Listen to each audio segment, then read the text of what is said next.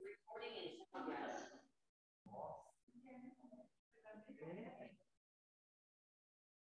a primeira coisa que eu faço, quando eu levanto, vou tomar meu café. Depois que eu pego o telefone, estou acordando ainda, naquela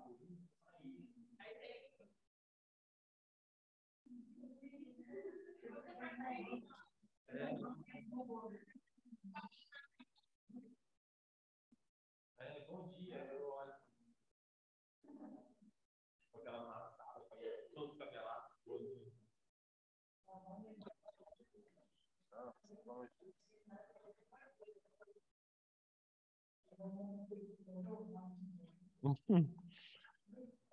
Aluno é mestre.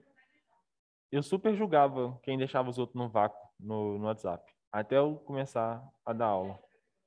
Não, até eu começar a dar aula, porque, tipo assim, final de disciplina, aí todo mundo mandando mensagem.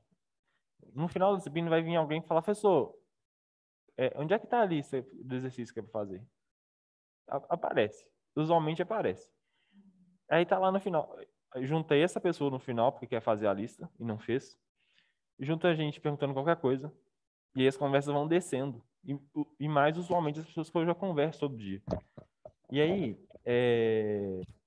as conversas vão descendo. Então, às vezes, já aconteceu de eu deixar aluno lá esperando 2 dias.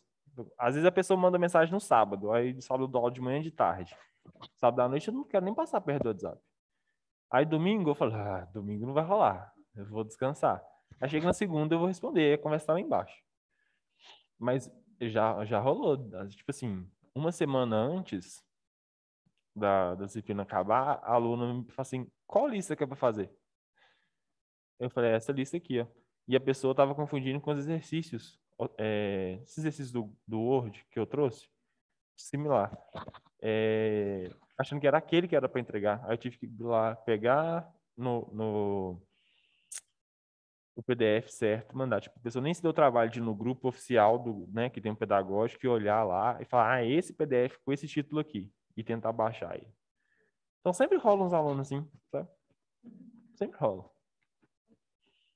Aí, final de disciplina, o telefone enche de mensagem de aluno com trabalho. Às vezes o aluno manda. Se acontecer com algum de vocês, vocês já vão entender.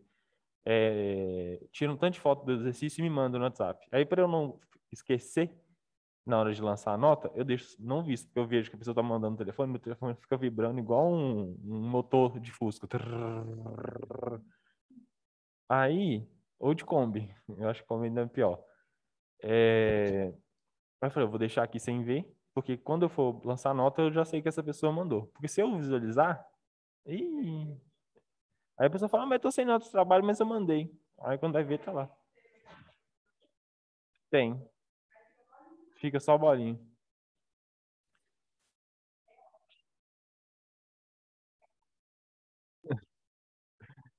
Ai, ai. Mas eu, quer ver, posicionamento 3 eu não fiz isso mais, de deixar ninguém no vácuo. Posicionamento 2 que é as turmas de terça, quinta e sábado, eu não deixei ninguém no vácuo, e vocês não deixei ninguém no vácuo. Então eu tô melhorando já.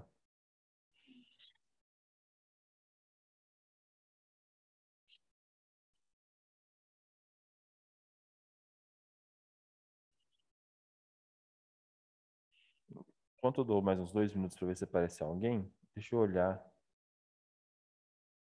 no canal do negócio do YouTube se tem algum aviso.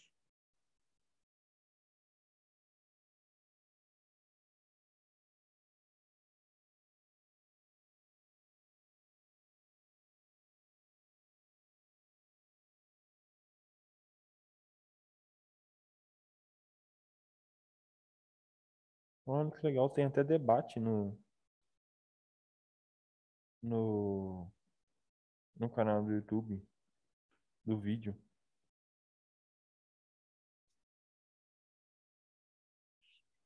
Eu falei com o Thelma, eu falei com o pessoal que queria passar um filme, aí todo mundo já viu o filme. Mas na hora todo mundo quis ver o filme de novo, sabe? Não entendi por que não. Mas todo mundo falou, nossa, vamos ver de novo. Não entendi como é que a menina chama mesmo. Eu entendi já, gente.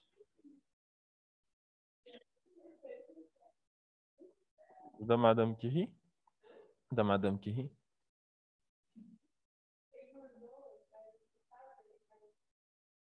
Entendi.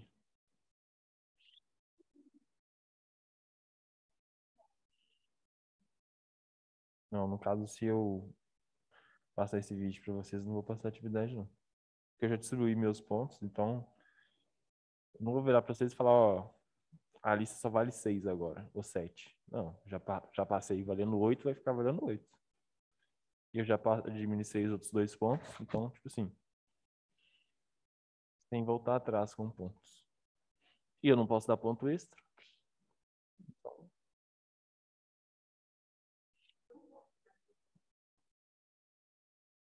Aqui não. Em Venda Nova, teve uma vez que a gente teve que.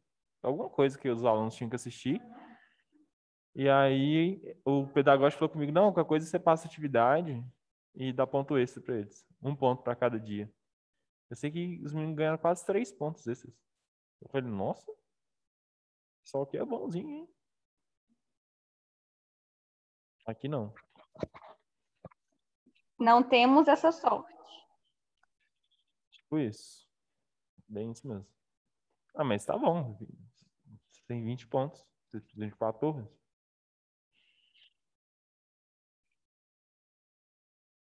Aquele papo aquele papo chato de professor, não, gente. Vocês têm 20 pontos. Vocês podem perder só 6. Quando o professor vinha falar, não, gente, vocês têm 100. Aí vocês precisam de 60. Eu ficava assim, preguiça. Aí hoje eu tô com o mesmo discurso. Bom, vamos seguir aqui. Só para quem está na aula e não estava antes, eu fiz a chamada no inicinho do segundo horário. Pelo que eu vi, quem chegou depois foi a Janaína e a Thelma. Se tiver alguém aqui que não estava no primeiro e segundo, me avisa para eu dar presença, mas eu acho que não é o caso. Ai, Ivanice. Ivanice, eu te dei presença também, já tinha dado, tá? Assim que você entrou. E Janaína também. E seu microfone, Ivanice, está achando muito. Se você falou alguma coisa, nós não conseguimos ouvir, tá bom? Se for alguma coisa de assim, emergência, você conseguir digitar. Eu parei na aula falando das reações adversas, né? É interessante vocês terem noção, porque é um dos pontos mais perguntados por paciente. Óbvio que antes do exame, o paciente vai ser informado de todo o procedimento, ele vai assinar um termo, né, aceitando, por nada, Ivanice, aceitando fazer o exame, né, tudo certinho. A mesma ideia que você já deve ter visto em tomografia, quando o paciente vai usar o contraste, por exemplo, que ele é informado antes, tudo bonitinho. Então, aqui a pegada é a mesma. Então, pode ser que vocês estejam indo para a sala e para algum familiar e fala: ah, meu irmão, minha irmã, sei lá quem mais, meu parente está na sala. Qual que é a reação adversa? Aí isso aí é uma informação que é bom de vocês saberem, tá? É... Por quê? Se acontecer alguma reação adversa com o paciente, quem que vai tomar cuidado do paciente? É a enfermagem e médico. Vocês não precisam encostar a mão. Vocês vão exercer primeiros socorros. Ó, aperta o botãozinho lá, ou liga para alguém e fala: ó, tá passando mal aqui. Tá assim, assim, assado. Ó, tá babando? Não. Tá balançando o corpo? Tá tremendo? Não. Essas coisas mais básicas de primeiros socorros mesmo, de instrução, que seria a mesma ideia de quando vocês ligam para o SAMU, por exemplo, e o SAMU pergunta: a pessoa está consciente? Está com sangramento? Está com alguma fratura? Essas informações básicas de primeiros socorros, obviamente vocês já sabem. Então, para as reações adversas também, porque se vocês estiverem lá na sala fazendo o exame com o paciente e ele começa a ter uma reação adversa, vocês vão ter que informar para quem que seja um enfermeiro, seja um médico, o que está acontecendo. Então, vocês terem uma noção, mesmo que básica, de reações adversas, é bem interessante.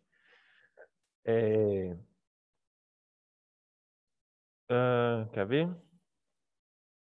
Urticária, que é aquelas manchas vermelhas na coceira. Vocês conseguem observar se o paciente está com essas urticárias. Até porque ele vai falar, né? Ele não vai aguentar ficar calado.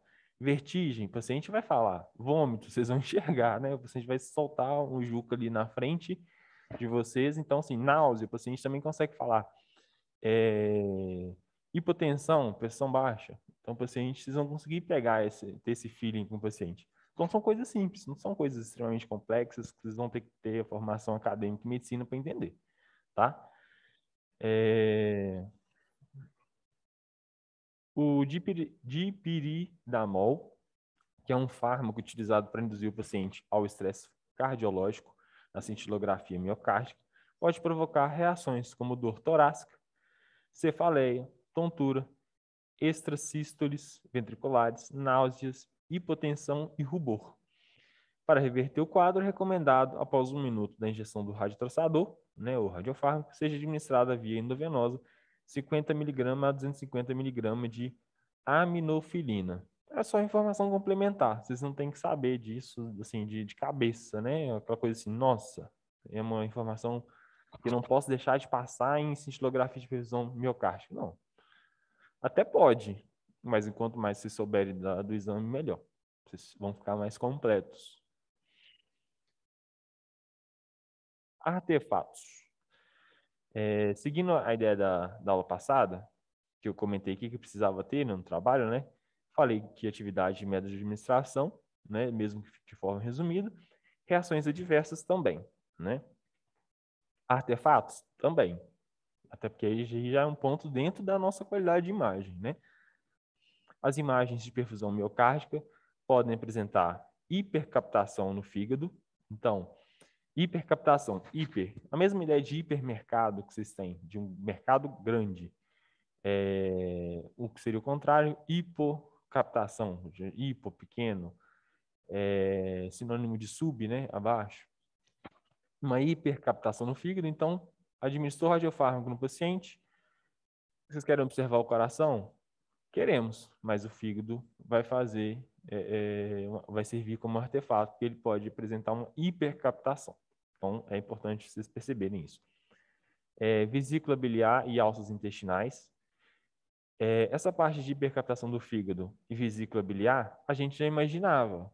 Por quê? Lá na biodistribuição, foi comentado que o radiofármaco poderia ir para essa estrutura.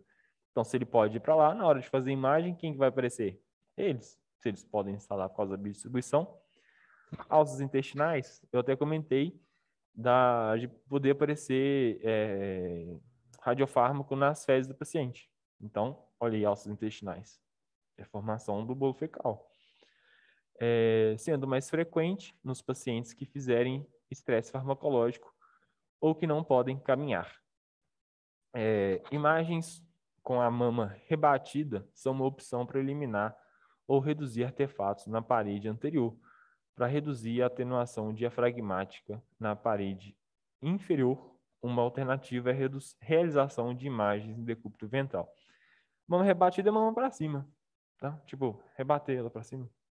É bem o intuito da palavra mesmo, rebater, tá? Alguma dúvida ou algum comentário até agora? Tranquilo?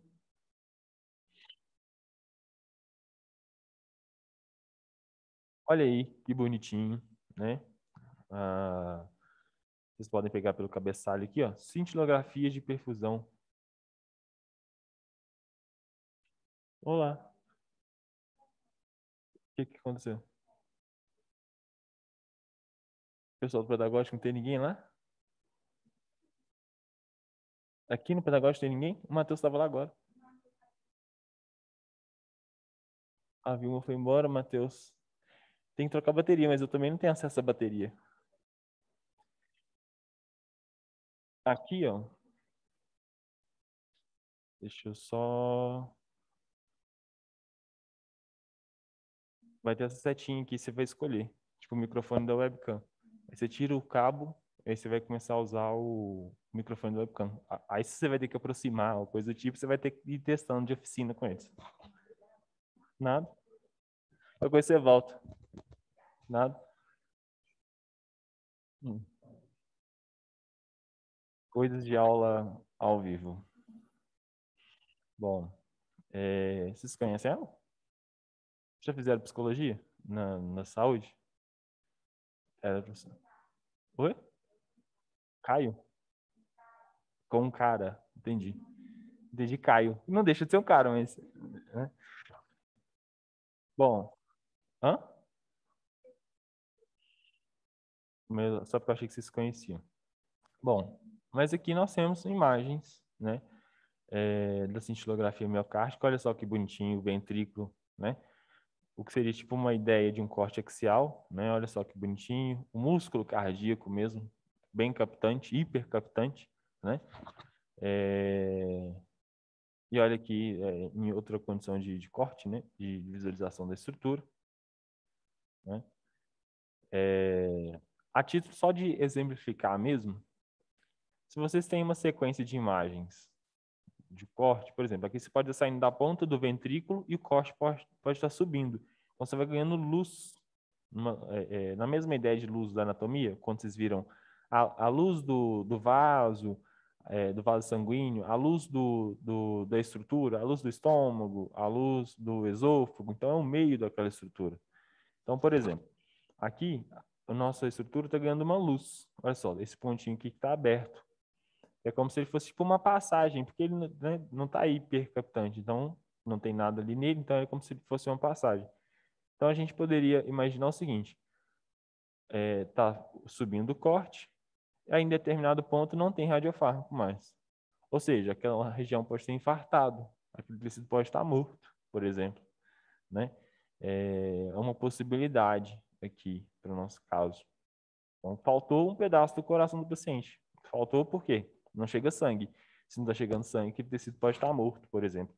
Ou se a captação estiver fraquinha, então está quase morto, ou numa condição de vasos, pode ter um estreitamento de vasos, ou nesse caso aqui pode ser um infarto mesmo. Eu acho que vai ter uma descrição aqui. Deixa eu ver. Não, não tem. Mas qualquer coisa eu trago uma descrição melhor para vocês depois dessa cintilografia aqui e a próxima que vai ser miocárdica ainda. Mas é uma imagem bonitinha, né? Não é anatômica, que não é o nosso objetivo, mas é uma imagem bonita. E é uma das melhores de ser visualizada. Vocês vão ver depois, tipo de pulmão, que é muito mais chatinho de observar. Alguma dúvida, algum comentário? Tá todo mundo olhando com a cara de prefiro tomografia e ressonância?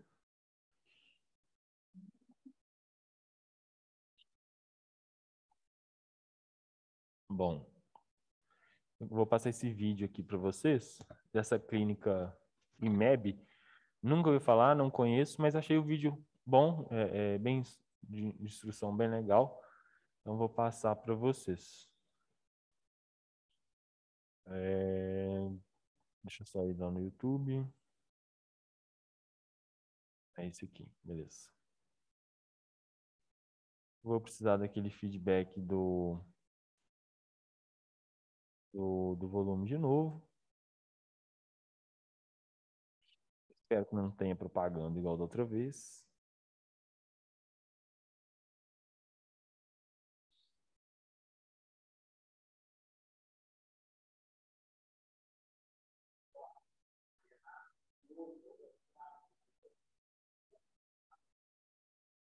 Beleza? Volume aqui.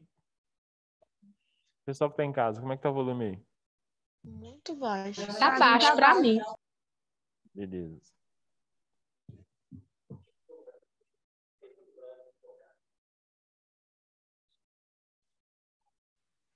Continua baixo, professor. Continua baixo? Beleza. Espera aí que eu vou aumentar.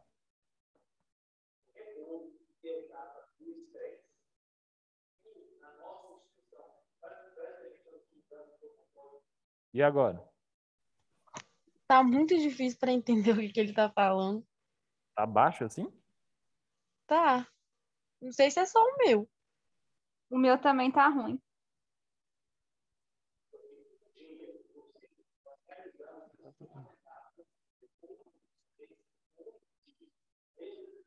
E agora? Eu não ouvi nada. Uai, gente. Aí para você está normal? Pera aí. A pergunta é, vocês estão ouvindo alguma coisa? Não, Do eu senhor, não. sim. Do vídeo, não. Então tá, então é eu que fiz uma coisa errada. Não, deve ter sido aqui na hora de compartilhar. A questão assim, tá baixo, tá baixo? Ele falou, "Ué, mas ou vocês não estão ouvindo nada ou tá baixo mesmo. Cadê? Oi? Período. O paciente, ao chegar na clínica, ele é Agora dá pra encaminhado ouvir. para a sala de Tá, preparo. agora. Nós pegamos o acesso venoso. O volume da voz dele tá bom agora? Sim. Beleza.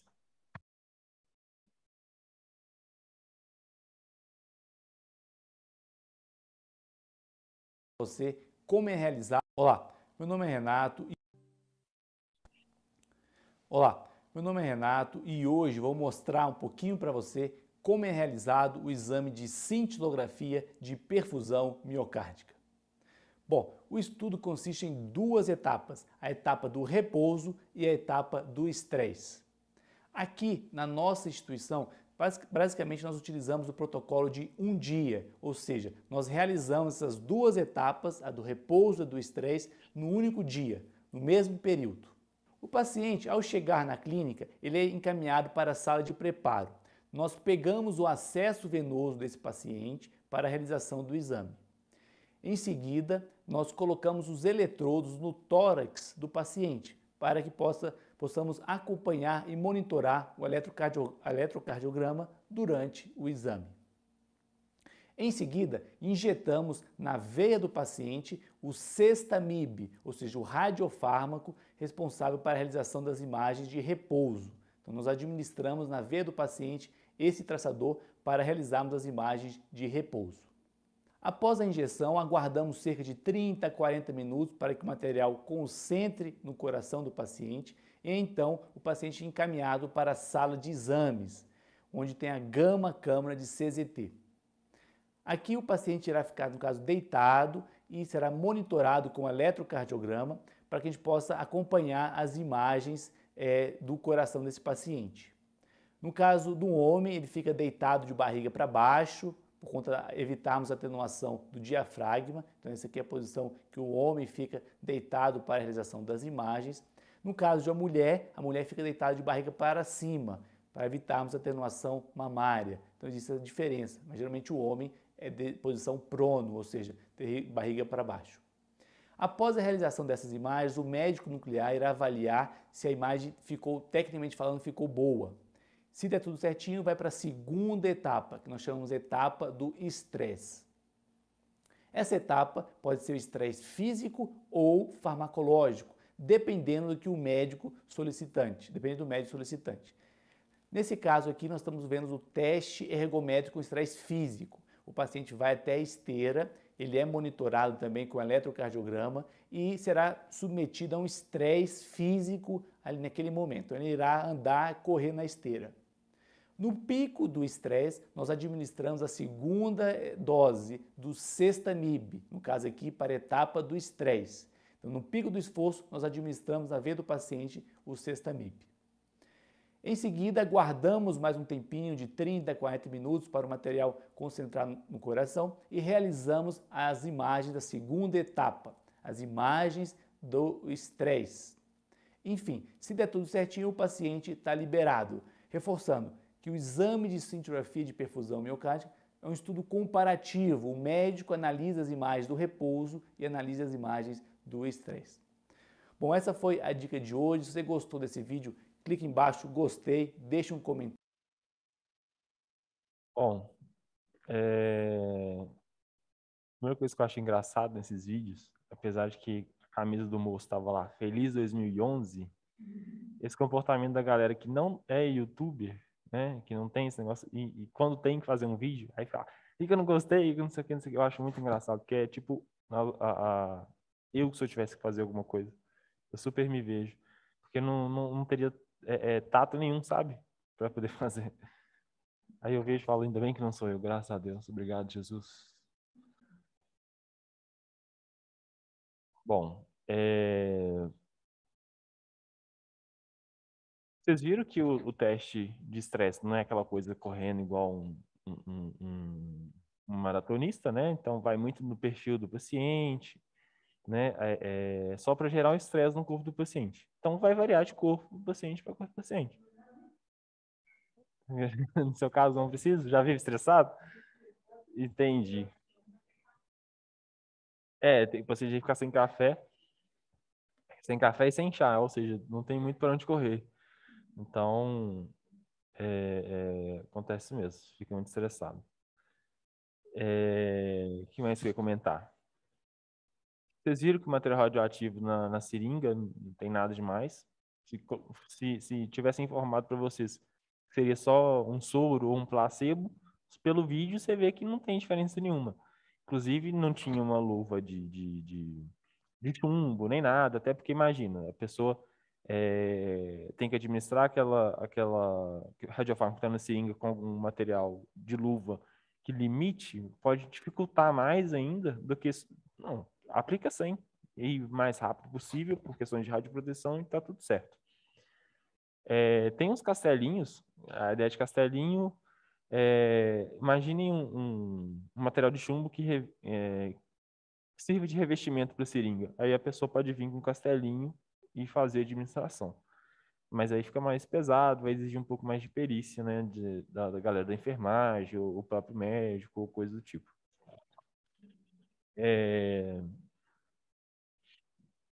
O que eu ia comentar mais do moço?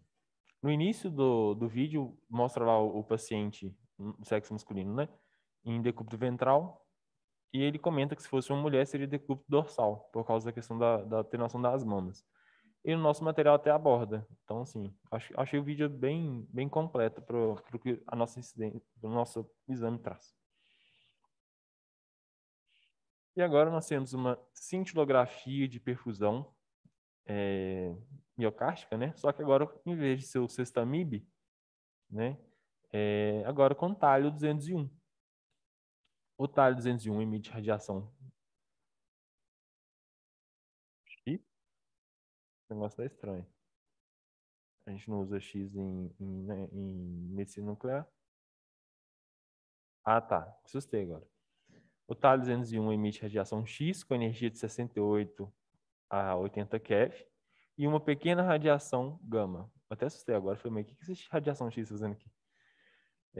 Então, ela emite dos dois, tá? A meia-vida física de 73 horas e é ideal para imagens de redistribuição cardiovascular. Indicações clínicas. As indicações atuais para a realização de uma cintilografia miocárdica com o uso do talho 201 para avaliação da viabilidade miocárdica, auxiliando na detecção de áreas cardíacas viáveis, obtidas em imagens tardias. Imagem tardia, acredito que você já tenha ouvido falar em tomografia, sim? Não? Sim? Simone acusou que sim. Vocês lembram? Imagem tardia. Vocês sabem o que é? O pessoal que está em casa lembra de tomografia? Ressonância?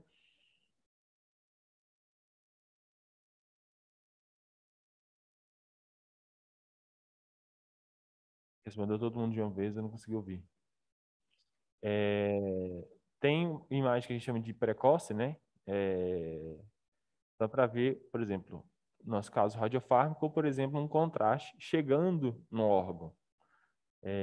Imagem tardia é tarde, depois da administração do que você quer observar, o radiofármaco ou o contraste, por exemplo. Né? Para você ver, por exemplo, aquele órgão ou estrutura de interesse já com o tempo passado de uma biodistribuição adequada. No nosso caso aqui do radiofármaco, para ver se o coração está todo hipercaptante, por exemplo, ou se, por exemplo, um contraste, por exemplo, contraste para o esôfago. O paciente vai tomando o contraste devagarzinho, ele vai lá e faz a imagem, e aí pega uma imagem do esôfago todo preenchido de contraste, para ver se está com estenose, se ele tem uma bolha, tipo um aneurisma.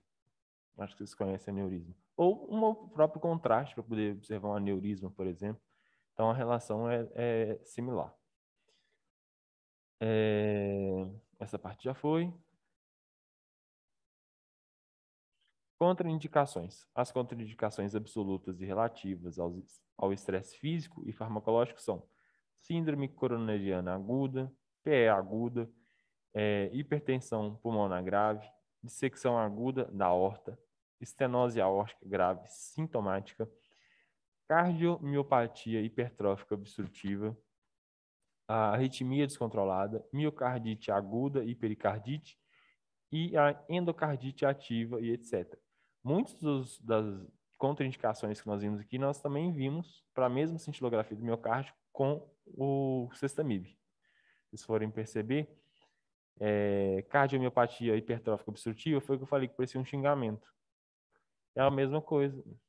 Arritmia descontrolada também tinha, miocardite aguda e pericardite, endocardite ativa. Então, quando vocês forem fazer... Não, deixa eu dar essa ideia depois, que a gente vê a incidência que vai ficar mais fácil de vocês perceberem. Preparo do paciente. O paciente deve suspender durante 36 horas medicamentos como beta-bloqueadores, bloqueadores de canal de cálcio e nitratos, mesma indicação, né, para preparo do paciente da outra cintilografia miocárdica, além de suspender dipyridamol, aminofilina, café, chá, refrigerante, chocolate, cigarros por 24 horas antes do exame. Mesma indicação também para outra incidência. Ou seja, o paciente não vive se ele tiver que fazer uma cintilografia miocárdica. Para quem é viciado em café, sem café, uma alternativa chocolate também não pode. E ainda para quem gosta dos dois e ainda é fumante, não pode usar o cigarro.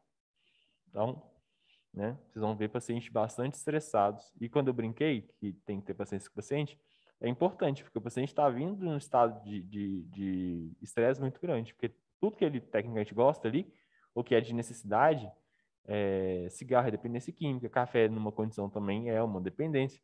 Então, o paciente, tecnicamente, ele não está usufruindo daquilo. Então, ele pode chegar a um nível de estresse lá na hora de fazer o exame.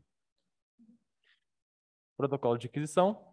O posicionamento do paciente é em decúbito dorsal, com os braços elevados, igual a gente viu na imagem passada da paciente. As aquisições em SPECT iniciam em oblíqua anterior direita, girando 180 graus até a oblíqua posterior esquerda em 45 graus. Para aquisições de 180 graus, os detectores duplos devem estar na configuração de 90 graus, ou L. Em sistemas de cabeça tripla, é usada uma rotação de 360 graus. Eu vou ver se a imagem aqui está em L para eu mostrar para vocês de uma vez. Não tem a imagem. Fera.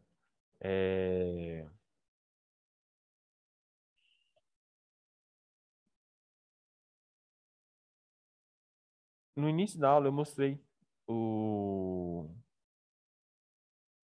SPECT e ele tinha duas câmeras, né, duas gamas câmeras, e falei também que pode ser chamado de cabeça. Se vocês colocam um em cima e um embaixo, beleza. Se você coloca um do lado do outro, né, tipo perpendicular, então a gente está fazendo um L.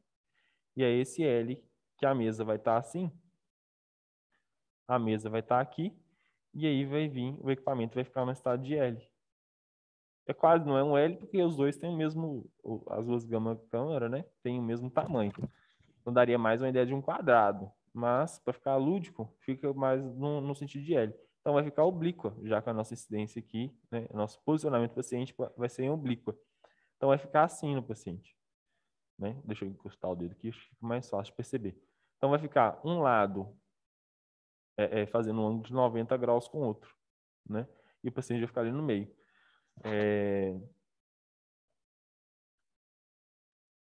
Isso, basicamente é isso mesmo. Eu acho que aqui no Google tinha uma imagem. Eu acho que eu vou procurar ela.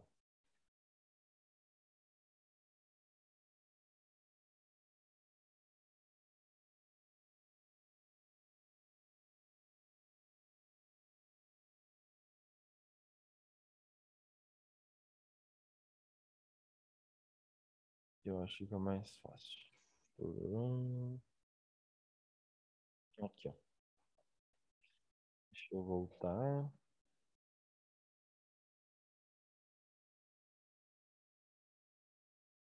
Olha só essa imagem aqui à nossa direita. Como é que os detectores, né, estão dispostos no paciente? Está praticamente um L, né, grosseiramente dizendo. Quase que uma região, se vocês imaginarem uma reta no sentido de comprimento da gama câmera, uma reta aqui e uma reta aqui, é como se elas estivessem perpendicular uma com a outra. O encontro das duas forma um ângulo de 90 graus. Por isso que é a característica de perpendicular. Fica mais fácil. E eu acabei que nem comentei, tem até uma televisãozinha aqui, pro paciente, né? Ele vai ficar muito tempo ali, dependendo da condição, ele pode assistir alguma coisa. Conseguiram pegar a ideia do equipamento? Sim?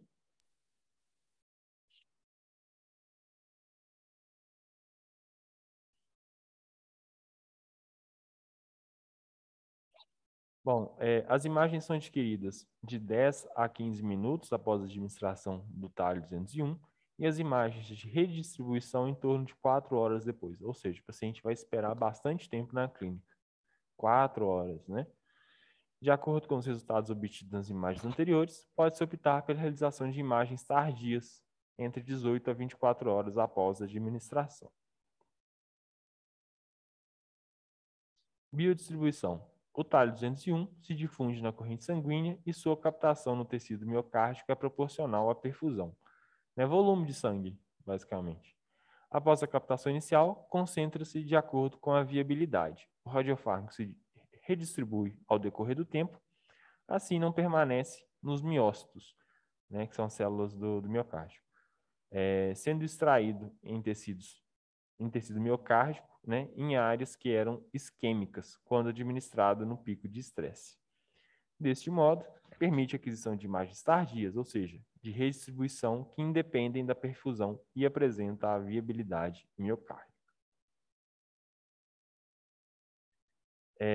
O talho 201 é excretado via renal, fígado e alças intestinais, basicamente a mesma método, ou maneira de excreção que nós vimos na cintilografia de perfusão miocárdica com o Cestamib. A atividade média do radiofármaco é de 13 mCi, na outra cintilografia era de 7 a 9 mCi. E no estado de repouso. E no estresse, 3 vezes mais. Nesse aqui, 13 mCi. Óbvio que se chegar um paciente obeso, o valor vai ser diferente, né? Via endovenosa, para reinjeção, caso precise reaplicar um radiofármaco no paciente, 1 mCi, beleza? Deixa eu dar uma dica para vocês. Tá vendo aqui, 1 mCi igual a 37 megabecquerel? Anota esse aí no pedacinho do caderno, porque se lá na frente vocês quiserem saber, quanto que tá dando esse aqui de mCi? Ou, por exemplo, deu 7 mCi, vocês não terem que ir lá converter esse mCi em Curie, para depois converter o Curie em becquerel, para depois converter em megabecquerel, aqui vocês já têm uma relação que 1 mCi equivale a 37 megabecquerel. Fica mais fácil. Porque converter isso aqui, unidade para outra unidade, vai dar trabalho. Por quê? Primeiro você tem que ver que um está em mCi e o outro está em megabecquerel. Então, mili 10 a menos 3, mega 10 a 6. Ou seja, unidade diferente. E Curie em megabecquerel. Ou seja, duas unidades diferentes também. Então, acho que aqui fica mais fácil de vocês conseguirem fazer uma relação depois, caso for preciso. Beleza? Anotaram? Conseguiu, Tamo? Reações adversas são raras e facilmente reversíveis, comportamento muito comum nas nossas cintilografias, tá? Elas serem raras e facilmente reversíveis. Podem se manifestar em forma de astenia, calafrios, hipotensão, náuseas, urticárias, vertigem e vômito. As mesmas condições da incidência passada, do exame passado. Deixa eu falar a partir de artefatos no próximo horário, antes que o Zoom encerre nossa chamada. Pode ser? Pode.